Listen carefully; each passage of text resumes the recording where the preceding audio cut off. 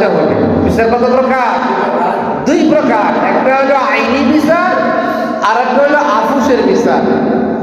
আইনি বিচার হলো যেটা আইন আদালতে করবে, কে দোষী আর কে দোষী না এটা আইনে সাব্যস্ত করবে, আদালতে সাব্যস্ত করবে। কিন্তু কে সন্তুষ্ট হলো কে সন্তুষ্ট হলো না সেটার দিকে আইন খেয়াল করে না। আইনে যা আছে তাই বিচার হবে, কে সন্তুষ্ট কে অসন্তুষ্ট, বাদী বিবাদী এটা আইনে আদালতে দেখে না। আইনে আদালত থেকে যা বিচার আছে সেটাই করবে, এটা হলো আইনি বিচার, যেটা আইনে করে। আর একটা হইল আফুসের বিচার। আফুসের বিচার কি? যে উভয় পক্ষকে রাজি করে বাদী বিবাদীকে বলতে হবে আমরা একটা বিচার করে দেব, আপনি কি রাজি আছেন? অর্থাৎ বাদী বিবাদীকে উভয় পক্ষকে রাজি করে তাদের উভয় পক্ষকে সন্তুষ্ট জন্য বিচারকরা যে বিচার করে সেটা হলো কি? আফুসের বিচার।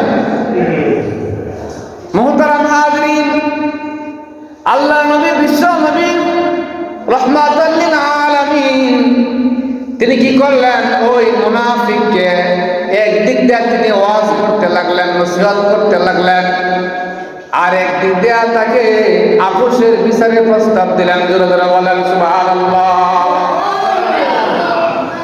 রাসূল বললেন, হে ভাই, তুমি নিজেও মুসলমান দাবি করতেছ, আর তোমার বাড়ির পাশে সেও মুসলমান, তুমি নিজেই দাবি করতেছ। তুমিও মুসলমান, তোমার পাশের বাড়ির লোকটা সেও মুসলমান, আর তোমার কাছে গাছের খেজুর মাত্র দু একটা বাকি, বেশি করে পাকে না। দু একটা খেজুর ফাঁকার কারণে দু একটা খেজুর তুমি আবার ঢুকাইয়া বাজারে নিয়ে বিক্রি করতে পারবে না। আবার যদি বিক্রি করো তাহলে দু একটা খেজুর বেশি একটা মূল্য হবে না, বেশি দাম হবে না। তুমি যদি মুসলমান দাবি করতেছ, তোমার পাশের বাড়ি ভাই মুসলমান দাবি করতেছ, তাহলে মুসলমান ভাই ভাই হিসেবে সে তার ছেলে সন্তানরা যে খেজুর তোমার গাছের খাইছে তাকে তুমি মাফ করে দাও। বলেন সুবহানাল্লাহ।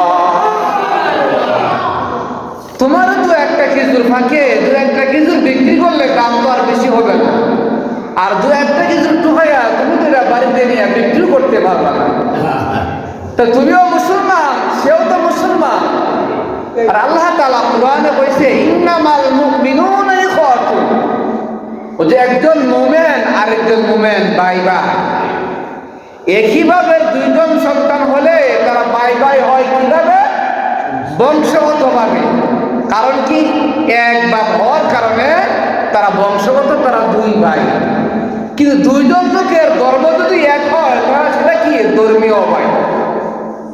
তো তোমরা তো ধর্মীয় ভাই, যেহেতু তোমরা মুসলমান দাবি করছো, তোমরা ধর্মীয় ভাই। তাহলে এক ভাই ভাইয়ের সন্তান তোমার দু একটা খেজুর খাইছে, এটা বাজারে নিয়ে বিক্রি করতে পারবে না, এবং বিক্রি করলেও তোর মূল্য একেবারেই কম। তাহলে তুমি তোমার ধর্মীয় ভাই হিসেবে তুমি মাফ করে দাও। জোরে বলেন সুবহানাল্লাহ। রাসূল কারীম সাল্লাল্লাহু আলাইহি সাল্লাম যখন ওই মুনাফিককে ওয়াজ করলো আর আফুসের বিচারের প্রস্তাব দিল, তখন ওই মুনাফিকে কি করলো? উত্তর দিল, রাসূল আপনি বলতেছেন যে আমার ভাইকে ভাই হিসেবে থেকে আমি মাফ করে দিতাম, আর বলতেছেন রাসূল কতটা বলেছিলেন তুমি যদি মাফ করে দাও তাহলে আল্লাহ তাআলা তোমাকে জান্নাতে ফল খাওয়ায় তোমাকে সন্তুষ্ট করবেন। আবার জোরে বলেন সুবহানাল্লাহ। তো মুনাফিক উত্তর করলো, নবী আপনি বলতেছেন তাকে আমি মাফ করে দিব, আর মাফ করে দিলে আমাকে আল্লাহ তাআলা জান্নাতে ফল খাওয়ায় তুষ্ট করবেন। এটা তো অনেক দূরের বিষয়, এটা তো বাকি। আর আমার কিছু দু একটা হইলো, অল্প হইলো, সেটা হইলো আমার নগদ। এই জন্য আমি নগদের আশা বাকি ছাড়তে রাজি না। জোরে বলেন সুবহানাল্লাহ। কথা বুঝেন নাই? কি বলছে? যে দু একটা খেজুর যদি সে আমার ভাইয়ের সন্তানে খাইছে, রাসূল বলতেছে তোমার ভাইয়ের সন্তানে খাইছে, তুমি মাফ করে দাও। যদি মাফ করে দাও তাহলে তোমাকে জান্নাতি ফল জান্নাতে খাওয়া তোমাকে সন্তুষ্ট করবে, তুষ্ট করবে। কিন্তু মুনাফিক সে উত্তর দিছে, দু একটা কিছু আমার অল্প হলেও কম হলেও সেটা বিক্রি করলে আমি অল্প টাকা হলেও নগদ পাইব, কিন্তু জান্নাতে ফল খাওয়াই আমি তুষ্ট করবো সেটা হলো বাকি, আমি বাকিরা চাই নগদ অল্প হলেও আমি ছাড়তে রাজি না। জোরে বলেন নাউযুবিল্লাহ। তখনই আল্লাহ রাসূল বলছেন যে এটা হলো কি মুনাফিক, নামে বর্ত মুসলমান কিন্তু কাজে তার কিনা আছে মুসলমান না, নামে বর্ত মুসলমান কিন্তু বাস্তবে সে কিনা মুসলমান না, ইমানদার না, মুনাফিক। তা হলো মধুমে মুখ মে মধু আর অন্তর মে বিষ, তার নাম হলো কি মুনাফিক। মুহতারাম হাজিরিন, আল্লাহ নবী যখন থেকে ওয়াজ করলেন, নসিহত করলেন, আবুজে প্রস্তাব করলেন, সে মুনাফিক মার্কা মুসলমান সে কি করলো? আল্লাহ নবীর প্রস্তাব সে নাকচ করে দিল, না আল্লাহ নবীর আমার পক্ষে সম্ভব না, কারণ আমি নগদ রাস্তা বাকি ছাড়তে রাজি না। জোরে বলেন নাউযুবিল্লাহ। তখনই আল্লাহ তাআলা এই আয়াতে কারিমা নাযিল করলেন, কারণ আল্লাহ নবী ওয়াজ করতেছে, নসিহত করতেছে, আল্লাহ নবী ওয়াজ আর নসিহত সেটা মানতে রাজি না। তখন আল্লাহ নবী আয়াতে কারিমা নাযিল করলেন, ফাযাক্কির, নবী আপনি ওয়াজ করুন, নসিহত করুন, ইন্না ফাআতিল যিকরা, নিশ্চয় ওয়াজ ফায়দা দিবে, সায়াযাক্কারু মান ইয়াখশা, যারা আমি আল্লাহকে ভয় করবে, যারা আমি আল্লাহর গজব এবং আযাবকে ভয় করবে, জাহান্নামকে ভয় করবে, তাদেরই ওয়াজ কাজে আসবে। আপনি ওয়াজ বন্ধ করতে পারবেন না, আপনি ওয়াজ করতেই থাকুন, ওয়াজ করতেই থাকুন, ওয়াজ করুন। জোরে বলেন সুবহানাল্লাহ। ওয়াজ আজকে মুনাফিকের ফায়দা দিতেছে না, আরেকজনের ফায়দা দিবে। একজনের ফায়দা না দিলে আরেকজনের ফায়দা দিবে, এক দলের ফায়দা না দিলে আরেক দলের ফায়দা দিবে, এক জামাতের ফায়দা না দিলে আরেক জামাতের ফায়দা দিবে, এক মহল্লার ফায়দা না দিলে আরেক মহল্লার ফায়দা দিবে, এক এলাকার ফায়দা না দিলে আরেক এলাকার ফায়দা দিবে। নবী আপনি ওয়াজ করতেই থাকুন, ফাযাক্কির, ওয়াজ করতেই থাকুন, ওয়াজ বন্ধ করতে পারবে না। ওয়াজ তাদেরকেই ফায়দা দেবে, ওয়াজ তাদেরই উপকারে আসবে যারা আমি আল্লাহকে ভয় করে, যারা আল্লাহকে ভয় করে তাদেরই ওয়াজ উপকারে আসবে, তাদেরই ওয়াজ ফায়দা দিবে। জোরে বলেন সুবহানাল্লাহ। তো এবার আসেন, যারা নগদের আশা বাকি ছাড়তে রাজি না, এমন মুসলমান কি সমাজে কম না বেশি? হ্যাঁ, যেরকম ধরেন 5 বন্ধু তারা একসাথে বসে আলাপ করতেছে, 5 বন্ধু বসে একসাথে আলাপ করতেছে, অথচ এই মুহূর্তে আযান হয়ে গেছে, নামাজের সময় হয়ে গেছে, 5 বন্ধু কি মজার আলাপ করতেছে। এখন যদি আলাপ ছেড়ে দিয়ে নামাজে আসে, তাহলে কি এই আলাপের আর গল্পের মজাটা পাইবে? কথা বলেন নাই? গল্পের এই আলাপের মজাটা কি আর পাইবে না। আর নামাজে আসলে তো নামাজ পড়লে আল্লাহ সন্তুষ্ট হবে, আল্লাহ জান্নাত দিব মরার পরে। আর আলাপের মজাটা কি? এটা নগদ, এটা কি নগদ, নগদ আলাপ করতেছে, মজা পাইতেছে। আর আলাপ ছেড়ে দেয় তাহলে মজা পাইতো না, কিন্তু নামাজ আয় বললো সেটার প্রতিদান, সেটার যাজা, সেটার ফল সেটা হলো কি বাকি মরার পরে, অনেকদিন পরে। তো অনেক এরকম যুবক আছে যে আলাপের মজার মগ্ন হয়ে এই নগদ মজা পাইতেছে, সেটা ছাড়ে না, নামাজ ছেড়ে দেয়। জোরে বলেন নাউযুবিল্লাহ। এমন বহু ব্যবসায়িক আছে, দোকানদাররা তারা দোকান করতেছে, কাস্টমার ভরপুর, এই মুহূর্তে আযান হয়ে গেছে, মুয়াজ্জিন সাহেব আযানে বলতেছে হাইয়া আলাস সালাহ, হাইয়া আলাল ফালাহ, আসো নামাজের দিকে, আসো কল্যাণের দিকে, আযান দিয়ে দিচ্ছে। কিন্তু দোকানদার ব্যবসায়ী ব্যবসা করতেছে, নগদ বিক্রি করতেছে, নগদ লাভ হাসিল করতেছে। এখন যদি দোকান বন্ধ করে নামাজে আসে, সেটা সে কি নামাজ পড়লো, নামাজের সওয়াব প্রতিদান পাইব মরার পরে, সেটা কি বাকি।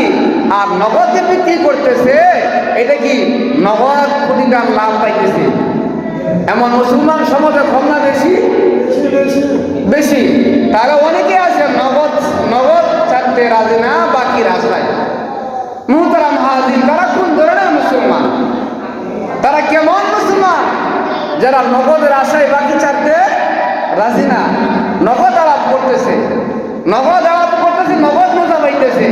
এই নগদ মজা পাওয়ার কারণে নামাজ ছাড়িয়া দিচ্ছে, নগদ ব্যবসা করতেছে, নগদ বিক্রি করতেছে। নগদ বিক্রি করার কারণে কি করতেছে? নগদ বিক্রি করার কারণে নগদ লাভ হাসিল করতেছে। কিন্তু নামাজে আসলে নগদ বিক্রিটা কি করে দিব? ছেড়ে দিব। বিদায় ওই নামাজে আসলে নামাজের প্রতিদান, নামাজের সওয়াব, নামাজের ফলাফল এটা বাকি মরার ফলে পাইব। বহু মুসলমান সমাজে এরকম আছে, নগদ বিক্রি করে নগদ লাভ হাসিল করতেছে কিন্তু নামাজে আসতেছে না। এরা কোন ধরনের মুসলমান? এটা কি হাকিকাতের মুসলমান, হক্কানি মুসলমান? কখনো না। এই জন্য নগদের আশায় বাকি ছাড়তে রাজি নাই কিছু ধরনের মুসলমান আছে। তাদের উপর আল্লাহ তাআলা কি বলছে?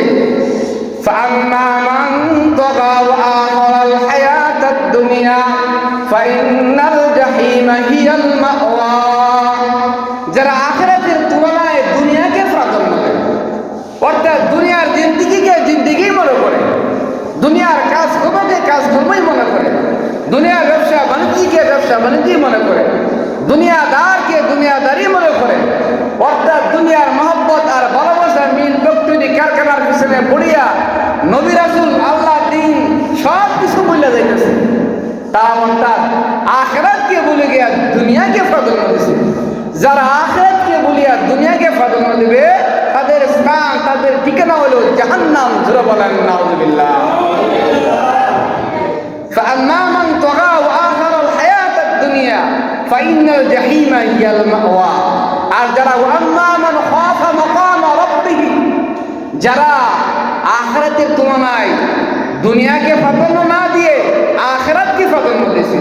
নামাজ আমার দায়িত্ব, আমার কাজ, এটা আমরা আগে করতে হবে। দুনিয়ার কাজ এটা পরে করতে হবে, দুনিয়ার কাজ সেটা পরে করতে হবে, দুনিয়ার আলাপ এটা মজা নগদ পাইলে কিন্তু এটা পরে করতে হবে। দুনিয়ার ব্যবসা বাণিজ্য চাকরি নাকরি এটা নগদ ফলাফল পাইতেছি না, এটা পরে করতে হবে। নামাজকে প্রাধান্য দিতে হবে, আল্লাহর হুকুম নবীর তরিকাকে প্রাধান্য দিতে হবে। এই সমস্ত কাজ আগে করতে হবে।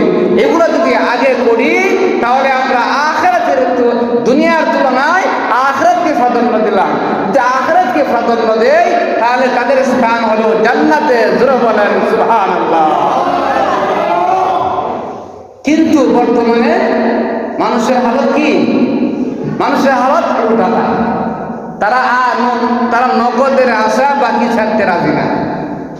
মুহতারাম হাজরিন, দুনিয়াটা অনেক লম্বা সময় আমরা মনে করতেছি না, দুনিয়াটা একেবারেই ক্ষণস্থায়ী, একেবারেই অস্থায়ী।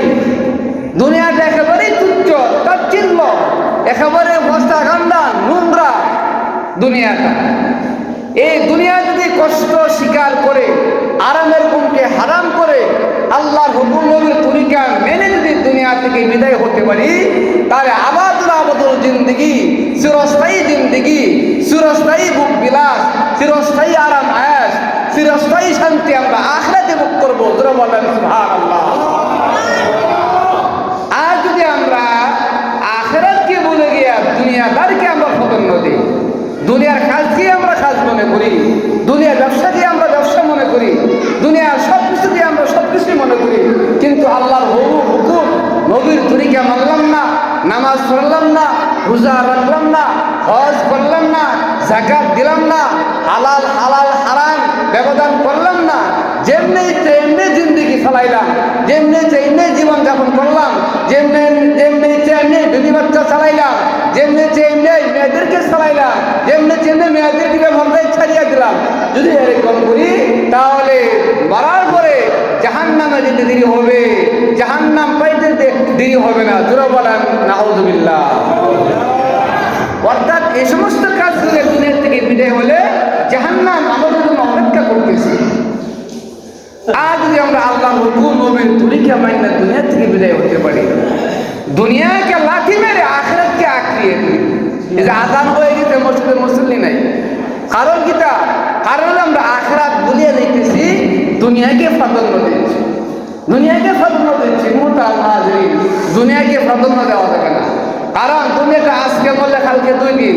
আজকে আমি এত কিছু করতেছেন, বাড়ি গাড়ি খেয়ে আমার বিল্ডিং করতে লিখা এত কিছু করতেছেন, যখন আপনার দুই চোখ বন্ধ হয়ে যাবে, আপনার সাথে আপনার বাড়ি যাবে, আপনার সাথে আপনার গাড়ি যাবে, আপনার সাথে আমার মিল ফ্যাক্টরি কারখানা দেবে, আপনার সাথে আপনার ক্ষেত কামার দেবে, আপনার সাথে আপনার ছেলে দেবে, আপনার সাথে আপনার মেয়ে দেবে, আপনার সাথে আপনার বিবি দেবে, আপনার সাথে কেউ দেবে না, কেউ আপনার সাথে হবে না, সবাই দূর দূর হয়ে যাবে। শুধুমাত্র একটা দেবে, একটা ন্যাক আমল। কোনটা দেবে? ন্যাক আমল বা বদ আমল, খালি আমল দেবে, আমল। যদি ন্যাক আমল যায় আর ন্যাক আমল বাড়ি হয়ে যায়, তাহলে জান্নাত আপনার জন্য অপেক্ষা করতেছে। আর যদি ন্যাক আমলের পরিবর্তে বদ আমল যায়, গোটা জিন্দিগি যদি আমার বদ আমল থাকে, আর এই অবস্থায় যদি তওবাবিহীন মারা যায়, কোনো মাপবিহীন মারা যায়, তাহলে জাহান্নাম আমার জন্য অপেক্ষা করতেছে। কবরে রাখতে দেরি হবে, জাহান্নামটা, কবরটা জাহান্নামের গাড়া হতে দেরি হবে না, কবরে রাখতে দেরি হবে, সাপ আইসা দংশন করতে দেরি হবে না, কবরে রাখতে দেরি হবে, কিন্তু কবরে বড় বড় অজগর সাপ ফেরেশতারা আইসা আমাকে প্রহার করতে দেরি হবে না। জোরে বলেন নাউযুবিল্লাহ। আর যদি আমল নামা ভালো থাকে, যদি নামাজ পড়ে, রোজা রেখে, হজ করে, হক হালাল মেনে, সরকার থেকে সব কিছু আদায় করে আল্লাহর হুকুমকে মেনে যদি কবরে যাইতে পারি, কবরে রাখতে দেরি হবে, কবরটা জান্নাতের বাগান হতে দেরি হবে না, কবরে রাখতে দেরি হবে, কবরে আরবের বিছনা আল্লাহ তাআলা বিছাইয়া দিতে দেরি হবে না, কবরে রাখতে দেরি হবে, কবরটা আপনার জন্য বড় প্রসর হয়, দেরি হবে না। জোরে বলেন সুবহানাল্লাহ। এখন বুঝেন, আমার এই গোটা জিন্দিগি, আমার 60 বছর, 65 বছর, আরো 20 বছর, 30 বছর, 40 বছর, এই গোটা জিন্দিগি যে আমি অতিবাহিত করলাম, পিছনে খাটিয়ে দিলাম, আমার কতটুকু সময় আল্লাহর মধ্যে কাটাইছি, আমার কতটুকু জীবন আল্লাহর দ্বীনের জন্য নষ্ট ব্যয় করছি, আমার কতটুকু জীবন নামাজ পড়ে কাটাইছি, কতটুকু আল্লাহর হুকুমের তরিকা মানছি, আর বাকি কতটুকু সময় দুনিয়ার দান্দা আর দুনিয়ার রূপবিলাসে কাটাইছি, এটা মাথায় বালিশের সাথে মাথাটা লাগাইয়া চিন্তা করলে পাওয়া যাবে না? পাওয়া যাবে, পাওয়া যাবে। মুহতারাম হাজরিন, তাহলে এখনো সময় আছে, এখনো সময় আছে। আমরা গুনার কাজ ছেড়ে দিই, আল্লাহর হুকুমের তরিকা আঁকড়িয়ে ধরি, নিজেও ধরি, আমার মেয়েদেরকেও ধরাই, ছেলেদেরকেও ধরাই, বিবিকেও ধরাই, তাদেরকেও ফরজের কথা বলি, তাদেরকেও নামাজের কথা বলি, তাদেরকেও নামাজের হুকুম করি, এবং আমার ছেলে মেয়েদেরকেও নামাজ শিক্ষা দেয়, তাদেরকেও নামাজ পড়ার জন্য হুকুম করি, নামাজ পড়ার জন্য আদেশ করি, তাদেরকেও ইলম ও কালাম শিক্ষা দেয়। আল্লাহ তাআলা আমাদের সকলকে আমল করার তৌফিক দান করুক। সকলে বলেন আমিন। যারা সুন্নাত নেই তারা সুন্নাত করেন।